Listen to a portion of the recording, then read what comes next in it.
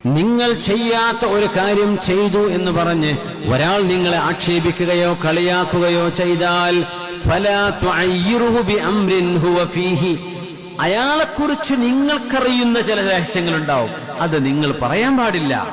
അത് നിങ്ങളെക്കുറിച്ച് പറഞ്ഞു, നിങ്ങളും അല്ലാഹുവും തമ്മിൽ ചെയ്ത് തീർത്താൽ മതിയത്. വദഅഹു യകൂനു വബാലുഹു അലൈഹി, നിങ്ങളെക്കുറിച്ച് പറഞ്ഞതിന്റെ വിപത്ത് അയാൾ അനുഭവിക്കേണ്ടി വരും. വഅജ്റുഹു ലക്, അത് ക്ഷമിച്ചതിന്റെ കൂലിയും നിങ്ങൾക്ക് കിട്ടും.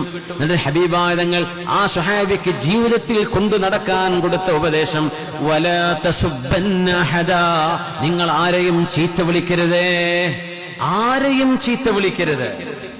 ആ സ്വഹാബി പറയാ, ഞാൻ പിന്നെ ഒരു കഴുതയെയോ പൂച്ചയെയോ ഒരു നായയെയോ ഒരു ഒട്ടകത്തെയോ ഒരു മൃഗത്തെ പോലും ഞാൻ ചീത്ത വിളിക്കാറില്ല. സുബ്ഹാനല്ലാഹ്, ഇതാണ് മുസ്ലിം.